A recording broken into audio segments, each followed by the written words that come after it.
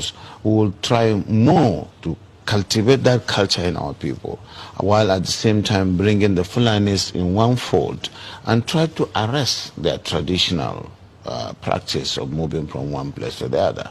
And that is very big, an uphill task. But I think we can communicate with them more, because to them they don't have borders from Cameroon to Nigeria. But that's the thing, Your Excellency. How do we ensure that those who will be participating in this federal government largely funded program will be Nigerians? In terms of the funding? No, in terms of the operations. Operations. You said to bring in the Fulanis together. We have Fulanis from other countries. The issue well. of misconception, I said there is a lot of mistrust and misconception with regards to the Fulani man. The Fulani man is a global or an African person. He moves from the Gambia, from Senegal, and his nationality is just a Fulani man. And as a person, I may have my relations in the Cameroon, but they are also Fulani men. I have relations because from the maternal side, I'm a Fulani man. And that is why we want to educate people. A Fulani man sees himself as a Bayelsan, as somebody coming from the Niger Delta, because he speaks the Niger Delta language, which you and I don't. And of course, we would have to just take this as part of our own heritage, something that is African, and that we cannot just close the border and say the Fulani man is just a Nigerian or this. No. In most cases, the crises are precipitated by those outside Nigeria. When there is a reprisal, it is not the Fulani man within Nigeria that causes it. It is that culture of getting revenge, which is embedded in the tradition of the Fulani man, that attracts reprisal from all over the world. If I understand, does that mean that those Fulani men who are maybe domiciled in other countries, who move around, they can come into the country and this plan will accommodate them as well? Yes, that's what we want to do. But it has to be done through sensitization, telling them you have to buy in the project, and you use the language, the culture itself to be able to convince them, away from the mistrust where the whole system of transhumance or pastoralism is criminalized. Criminalization of pastoralism is the problem that we have with this project, and it requires people with passion who understand them and who they believe in, people like us from that part of the country, to say yes, we have this.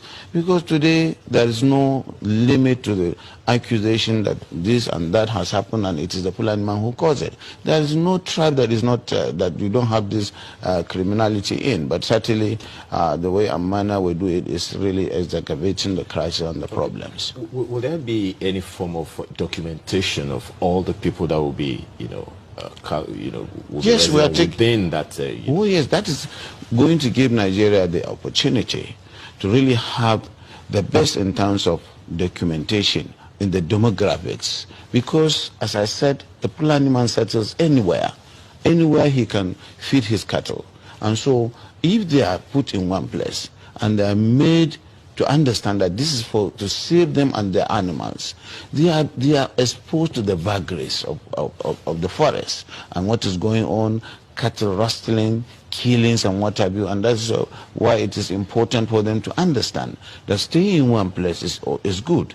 And of course, in terms of the best practice of carrying the meat, the cows and the let's stay with that security angle for a bit. Is there going to be, this plan going to be a fenced enclosure where anyone who comes in is secured, so there is no one that can just come in from anywhere else? No.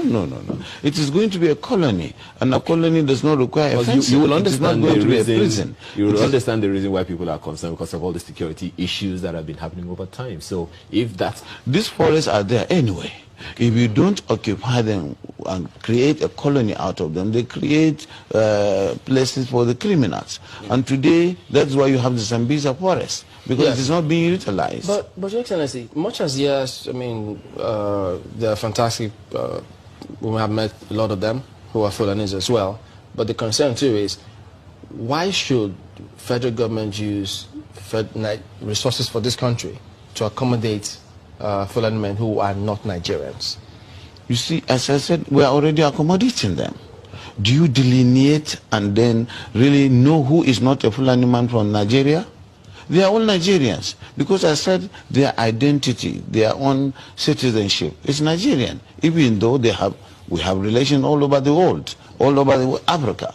And so presumably they are Nigerians. I think you get me. That is the misunderstanding. They move from one place to the other, and they have relations, kith and kins in all the parts of the country and even outside the country. So that is why our own population is fluid. You can certainly not say this is the population of Nigeria. So this